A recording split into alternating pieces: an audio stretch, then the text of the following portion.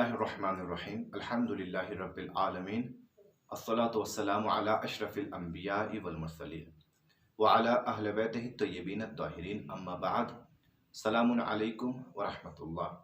नाज़रीन इकराम, सबसे पहले आपकी खिदमत में ईद की पुरखुलूस मुबारकबाद पेश करते हैं और दुआ है परवरदिगार आलम से कि इस ईद के सदक़े में, इस मुबारक रोज़ के सदक़े में तमाम मोमिन मोमिनात को जहाँ जहाँ भी हैं अपने हिफ्ज़ व अमान में रख। इसी दुआ के साथ में मुख्तसर थी गुफ्तगू ईद की नमाज के मुतालिक, जो बहुत से हजरात सवाल कर रहे थे कि ईद की नमाज हम घर पर किस तरीके से पढ़ें। क्या ईद की नमाज घर पर पढ़ी जा सकती है या ईद की नमाज मस्जिद में पढ़ी जाएगी, और दूसरे ईद के अहम अमाल क्या हैं। अहम अमाल के बारे में सबसे पहला अमल जो ईद में हमें अंजाम देना है वो है गुस्ल ईद।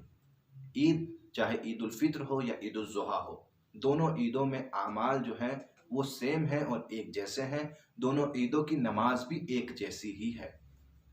सबसे पहले गुस्ल करें, और गुस्ल के बारे में ये बहुत सवाल होते हैं कि क्या गुस्ल के बाद वज़ू भी करनी है नमाज के लिए या बग़ैर वज़ू के नमाज पढ़ सकते हैं। तो अगर आप सिस्तानी साहब के मुक़ल्लिद हैं तो आप इस गुस्ल के बाद बग़ैर वज़ू के नमाज पढ़ सकते हैं। नमाज का तरीका क्या है, यानी क्या हम ईद की नमाज घर पर पढ़ सकते हैं। बिल्कुल, हम ईद की नमाज घर पर पढ़ सकते हैं, और ईद की नमाज बड़ी मुख्तसर और बड़ी आसान है कि हर कोई ईद की नमाज घर पर अकेले भी पढ़ सकता है।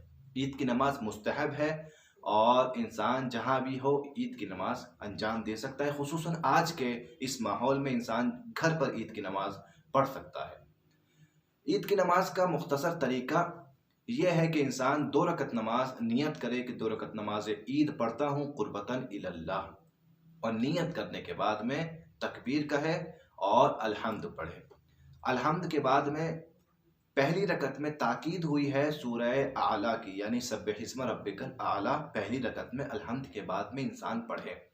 लेकिन इंसान अगर इसके अलावा कोई दूसरा भी सूरा पढ़ना चाहे तो वो पढ़ सकता है, यानी अगर कोई पहली रकत में सूरह कौसर भी पढ़ना चाहे तो वो सूरह कौसर भी पहली रकत में पढ़ सकता है। और इसी तरीके से दूसरी रकत में सूरह वश्शम्स वज़ुहाहा की ताकीद की गई है। लेकिन अगर कोई इंसान इस सूरे के अलावा कोई और सूरा भी पढ़ना चाहे तो वो बिल्कुल उस सूरे को पढ़ सकता है। यानी अगर कोई इंसान दूसरी रकत में सूरह वश्शम्स के अलावा सूरह तौहीद या सूरह कौसर पढ़ना चाहे तो भी कोई हर्ज नहीं है, वो ये सूरे भी पढ़ सकता है। अहम और सबसे ज़रूरी बात यह है कि पहली रकत में 5 और दूसरी रकत में 4 कुनूत इंसान को पढ़नी है।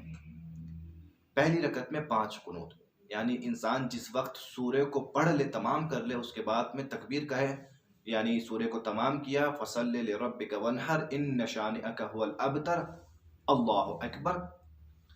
फिर कुनूत पढ़े। कुनूत में अल्लाहुम्मा अहलल किब्रिया जो मखसूस दुआ है ईद के कुनूत की, वो भी पढ़ सकता है। लेकिन अगर वो दुआ याद ना हो या फिर वो कोई छोटी दुआ पढ़ना चाहता हो, उसके पास इतना वक्त ना हो, मुख्तसर नमाज पढ़ना चाहता हो, तो कोई भी दुआ जो उसे याद हो वो कुनूत में पढ़ सकता है।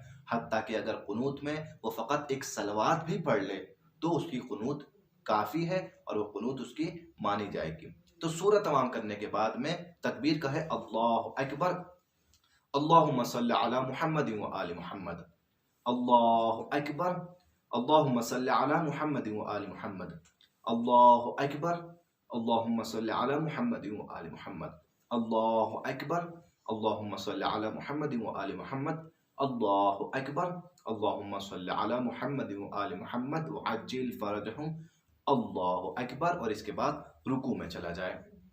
रुकू से खड़ा होकर 2 सजदे अंजाम दे और दोनों सजदे अंजाम देने के बाद फिर दूसरी रकत के लिए खड़ा हो जाए।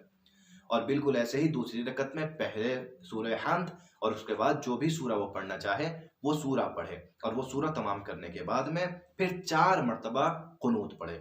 यानी जैसे ही सूरा तमाम हो जाए, अल्लाहु अकबर, अल्लाहुम्मा सल्लि अला मुहम्मद व आलि मुहम्मद, अल्लाहु अकबर, अल्लाहुम्मा सल्लि अला मुहम्मद व आलि मुहम्मद, अल्लाहु अकबर, अल्लाहुम्मा सल्लि अला मुहम्मद व आलि मुहम्मद, अल्लाहु अकबर, अल्लाहुम्मा सल्लि अला मुहम्मद व आलि मुहम्मद व अज्जिल फरजहुम, अल्लाहु अकबर कहे और रुकू में चला जाए और फिर रुकू से खड़ा होकर 2 सजदे अंजाम दे, तशहुद पढ़े, सलाम कहे और उसके बाद नमाज को तमाम करे।